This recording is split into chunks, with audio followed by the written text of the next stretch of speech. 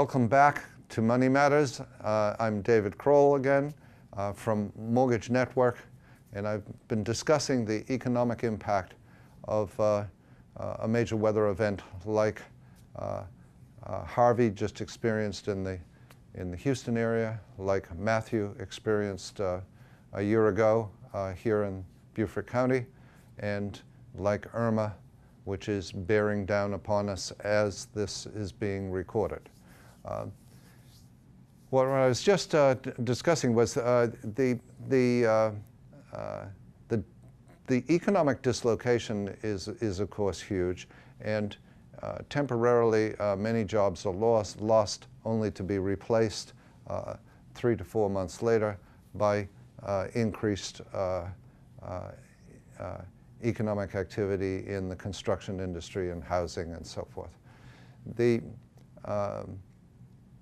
The peripheral economic activity which is disrupted is of course at the core of the Hilton Head economy, which is the Hilton Head and more Bluffton and the greater Beaufort County area are retirement areas and resort areas. So Hilton Head as a resort and retirement, Bluffton as more and more people pour into the large developments in Bluffton for retirement. The dislocation is profound because it basically activity stops for 2 months or 3 months before people set up their trips to come here and stay and vacation and or look for houses and so forth. So real estate activity receives a jolt. This is both a huge negative for everybody that's in the real estate industry. It's also a positive for people who are looking for bargains, because wherever there's a disruption, there's an opportunity. But a lot of the anxiety that is felt around a major event like this, once the personal peril, once the danger involved has passed, which it usually does in 2 or 3 days, most of the anxiety and most of the stress surrounding an event like this is in the recovery process. Most households do not have excess funds that they can draw on for this recovery process. Basically every dollar that's spent in recovery-related activity is an unplanned dollar. When in the past we've talked about budgeting and planning your economic life, I always talk about setting up a model, setting up a simple economic plan that involves the housing costs, the rent or mortgage, the taxes, the insurance, the homeowners association payment, electricity, your cable, your internet, and you run down all the expenses. Then you budget a certain amount of food for each week, a certain amount of clothing and incidentals per month, and you run down this list, and you meticulously go through your checkbook and slot the various amounts of money that you've spent into all of these categories. What I always point out is that there's a category toward the bottom which is surprises. I always call them surprises. The surprises can be positive or negative, but the surprises on the expense side are not really surprises. They should be part of the planning. The reason they're not surprises is because they happen every year. So approximately in a 4-person household with a dog or a cat, the surprises are significant. The surprises are in in the $5,000 to $10,000 range in the course of the year. So for a $40,000 household, one of the biggest budget items, far and away the biggest budget items next to housing, is the surprise category. In a $70,000 household, two incomes, $70,000, the surprise category remains about the same. In a $100,000 or $120,000 household, the surprise category is a little bit bigger, but not a whole lot bigger. So in surprises is car breaking down, minor car accidents, medical events that are not covered by insurance,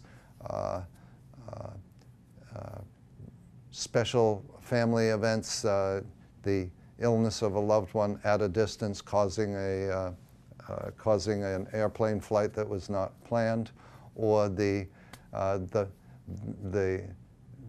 passionate and immediate unexpected wedding of a sister in California who requires a plane flight.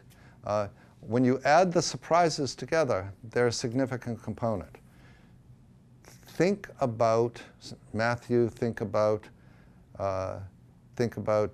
Irma, think about Harvey, think about them as a particularly powerful version of the surprise category. Everything that's spent, from extra water, food, and supplies, from throwing out existing food and supplies and getting out of Dodge, from extra gas expense, hotel expense, travel expense,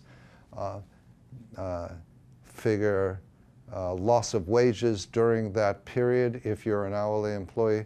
All of that comes into the surprise expense category. Typically, the only way you can pay for that is out of savings. And if you don't have savings, then it goes on to credit cards. So when we think about this kind of event, and we bring it down to the granular level, we bring it down to the level of human beings next to us, standing in the food line at Publix, what's really going on is a tremendous amount of anxiety surrounding household budget, because these surprises are typically not planned for. And the suffering that's caused in the aftermath for the 2 or 3 or 4 months later is a recovery from not just a personal upset. The personal upset it comes in all sorts of forms. So kids don't go to school for a few days. Damage is done to precious items in the house. The landscape's upside down. Those forms of upset are easily recovered from over a period of a week or two.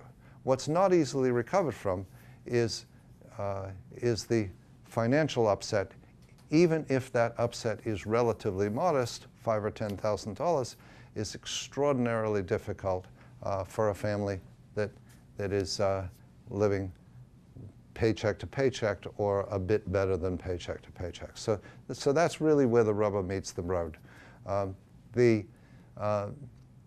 The ancillary effect of a major storm like this ripples out to away from real estate, which is the obvious one, to all the ancillary industries.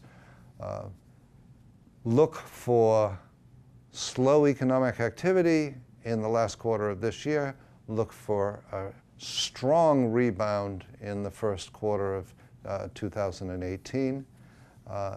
No idea what impact this is going to have on the stock market, on interest rates, and on mortgages.